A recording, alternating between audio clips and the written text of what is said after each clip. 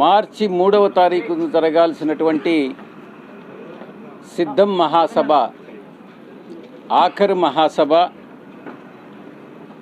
ఆ తర్వాత ఎన్నికలు, అంటే ఎన్నికలకు ముందు ఆఖరి సిద్ధం మహాసభ 3వ తారీఖున జరగాల్సింది బదులుగా మార్చి 10వ తారీఖున జరపాలనని పార్టీ నిర్ణయించుకోవడం జరిగింది.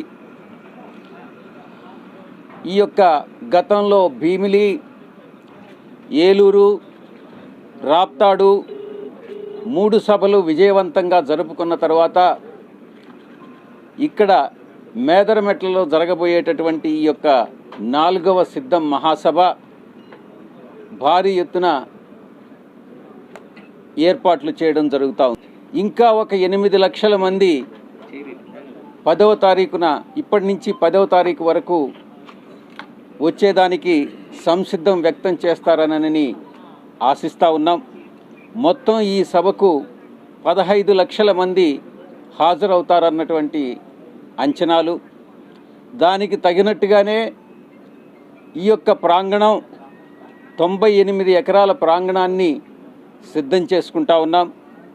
ఈ యొక్క సభకు గుంటూరు, బాపట్ల, పల్నాడు, ఒంగోలు, నెల్లూరు, తిరుపతి పార్లమెంటు జిల్లాల నుంచి ప్రజలు ఈ యొక్క సమావేశానికి విచ్చేసి మా గౌరవ ముఖ్యమంత్రి వర్యులు, పార్టీ అధ్యక్షులు ఇచ్చేటటువంటి సందేశం, దిశానిర్దేశం ఆలకించేదానికి వస్తారు. పార్టీకి ఈ యొక్క సమావేశం తర్వాత బహుశా 13, 14 తారీఖుల్లో ఎలక్షన్ కమిషన్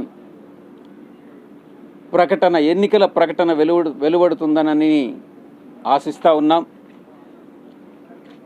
ఏప్రిల్ 2వ వారంలో ఎన్నికలు ఉంటాయన్నట్టుగా అందరం కూడా ఊహించడం జరుగుతుంది.